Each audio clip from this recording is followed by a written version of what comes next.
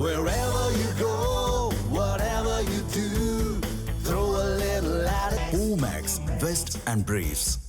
கரூர் கூட்ட நெரிசலில் சிக்கி உயிரிழந்த 41 பேரின் குடும்பத்தினரை சென்னை மாமல்லபுரத்தில் உள்ள தனியார் விடுதியில் தாவேகா தலைவர் விஜய் சற்று நேரத்தில் சந்திக்க உள்ளார். இதுகுறித்து கூடுதல் தகவல்களோடு இணைப்பில் இருக்கிறார் எமது செய்தியாளர் சந்தோஷ். அவரிடம் விவரங்களை கேட்டு பெறலாம். சந்தோஷ், தற்பொழுது இந்த கரூர் சம்பவத்தில் உயிரிழந்திருக்கக்கூடிய நபர்களின் குடும்பத்தினரை இன்றைய தினம் இன்னும் சற்று நேரத்தில் விஜய் நேரில் சந்திக்க இருக்கின்றார். இந்த சந்திப்பு எவ்வளவு நேரம் நடக்க இருக்கின்றது, ஒவ்வொரு குடும்பத்தினரையும் அவர் எவ்வளவு நேரம் சந்தித்து தெரிவிக்க இருக்கிறார் என்பது பற்றிய விவரங்கள் என்னவாக இருக்கின்றன?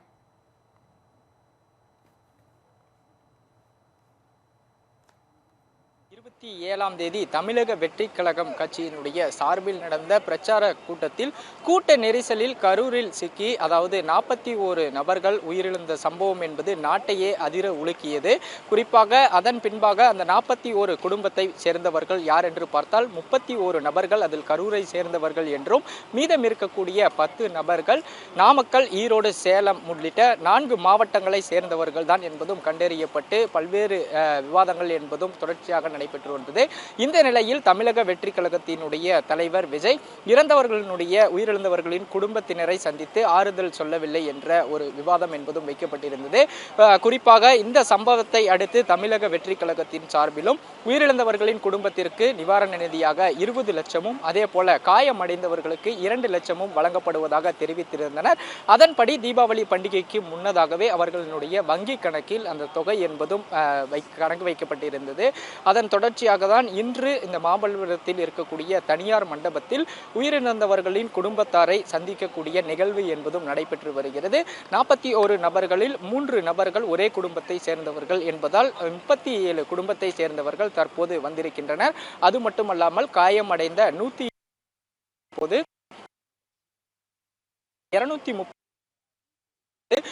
தமிழக வெற்றி கழக தலைவர் விஜயை சந்திப்பதற்காக இந்த ஆறுதல் தெரிவிப்பதற்காகவும் இந்த மண்டபத்திற்கு அழைத்து வரப்பட்டிருக்கின்றனர். குறிப்பாக இந்த கரூரில் நடந்த சம்பவம் நாட்டையே உலுக்கியிருக்கக்கூடிய நிலையில் இந்த சந்திப்பு நகர்த்துவதற்காக ஆறுதல் தெரிவிப்பதற்காக பல்வேறு இடங்கள் என்பதும் தேர்வு செய்யப்பட்டிருந்தது. குறிப்பாக பார்த்தோம் என்றால் கரூரிலேயே 2 வாரமாக அந்த மண்டபத்தை தேர்வு செய்வதில் நீடித்த சிக்கலின் அடிப்படையில் ஈரோடிலும் கேட்கப்பட்டதாக தமிழக வெற்றி கழகம் சார்பில் தெரிவித்திருக்கின்றனர். அதே போல பல இடங்களில் கேட்கப்பட்ட நிலையில் எங்கும் அனுமதி கிடைக்கப்படவில்லை என்றும் கடைசி நேரத்தில் அந்த அனுமதி மறுக்கப்பட்டிருப்பதாகவும் தெரிவித்திருந்தனர். இந்த நிலையில்தான் தொடர்ச்சியாக தற்போது நாம் இருக்கக்கூடிய இந்த மாமல்லபுரத்தில் இருக்கக்கூடிய தனியார் மண்டபத்தில் இந்த நிகழ்வு என்பதும் நடைபெற்று வருகிறது. 8 மணிக்கு முன்னதாகவே தமிழக வெற்றி கழக தலைவர் விஜய் அவர்களை நேரில் சந்தித்து பாதிக்கப்பட்டவர்களை சந்தித்து ஆறுதல் தெரிவிப்பதற்காக வருகை தந்திருந்தார். குறிப்பாக நேற்றைய தினமே 5 வேன்களின் மூலமாக பஸ்களின் மூலமாக தொடர்ச்சியாக பாதிக்கப்பட்டவர்களை அழைத்து வரக்கூடிய பணி என்பதையும் நடைபெற்றிருந்தது. அனைத்து பணிகளையும் தாவேகாவில் இருக்கக்கூடிய நிர்வாகிகள், அதாவது அந்த 4 மாவட்டத்தைச் சேர்ந்த நிர்வாகிகளும் இந்த பொறுப்பு என்பதும் ஒப்படைக்கப்பட்டிருந்தது. அந்த வகையில் தான் தற்போது இந்த தனியார் மண்டபத்தில் அவர்கள் தங்க வைத்து தற்போது இந்த சந்திப்பு என்பதும் நிகழ இருக்கிறது. காலை 10 மணிக்கு தொடங்க இருக்கக்கூடிய இந்த சந்திப்பு என்பது மதியம் 3 மணி வரையிலுமே செல்லப்படும் என்றும் எதிர்பார்க்கப்படுகிறது. குறிப்பாக 6 மணி நேரத்திற்கும் மேலாக இறந்தவர்களுடைய குடும்பத்தினரை சந்தித்து பல்வேறு உதவிகளை அவர்கள் பெறுவதற்கான வழிவகை செய்வதற்கான ஒரு சந்திப்பாக நிகழும் என்பதில் எந்த ஒரு சந்தேகமும் இல்லை என்று தமிழக வெற்றி கழகத்தின் சார்பில் தெரிவித்து இருக்கின்றனர். குறிப்பாக ஒவ்வொரு குடும்பத்தினரையும் ஒரு அரங்கில் வைக்கப்பட்டு ஒவ்வொருவரும் தனியாக விஜய் இருக்கக்கூடிய அறைக்கு தனித்தனியாக சந்திப்பதாகவும் தகவல்கள் என்பதும் தெரிவித்திருக்கின்றனர். குறிப்பாக பார்த்தோம் என்றால் அவர்கள் குடும்ப சூழ்நிலை மற்றும் வறுமை மற்றும் கல்வி, வேலை, பொருளாதாரம் உள்ளிட்ட அனைத்து உதவிகளையும் அந்த குடும்பத்திற்கு செய்வதற்காக தமிழக வெற்றி கழகத்தின் தலைவர் விஜய் தயாராக இருப்பதாகவும் தகவல் தெரிவித்திருக்கின்றனர். அந்த வகையில் அவர் நிவாரண தொகை வழங்குவதற்கு பின்னதாகவே அந்த குடும்பத்தை தத்தெடுத்துக் கொள்வதாகவும் மாதம் 5000 ரூபாய் அந்த குடும்பத்திற்கு கொடுப்பதாகவும் இதர செலவுகள் எதுவாயினும் அதே போல கல்வி, வேலை உள்ளிட்ட உதவிகள் எதுவாயினும் தானே ஏற்றுக்கொள்வதாக விஜய் அவர்கள் தெரிவித்திருப்பதாகவும் தெரிவித்திருக்கின்றனர். அந்த வகையில் தான் தற்போது இந்த சந்திப்பு என்பதும் நிகழ இருக்கிறது. காயமடைந்தவர்களுக்கும் அதே போல உயிரிழந்தவர்களுக்கும் அந்த நிவாரண நிதி என்பது கொடுக்கப்பட்டிருந்த நிலையில் தற்போது நேரடியாக சந்தித்து அவர்களுக்கான குறைகளையும் அதே போல ஆதங்கங்களையும் வெளிப்படுத்தக்கூடிய வகையிலும் விஜய் அவர்கள் அந்த இறந்தவர்களுடைய குடும்பத்தினருக்கு ஆறுதல் தெரிவிக்கக்கூடிய நிகழ்வாகவும் இந்த சந்திப்பு என்பதும் நிகழ இருக்கிறது.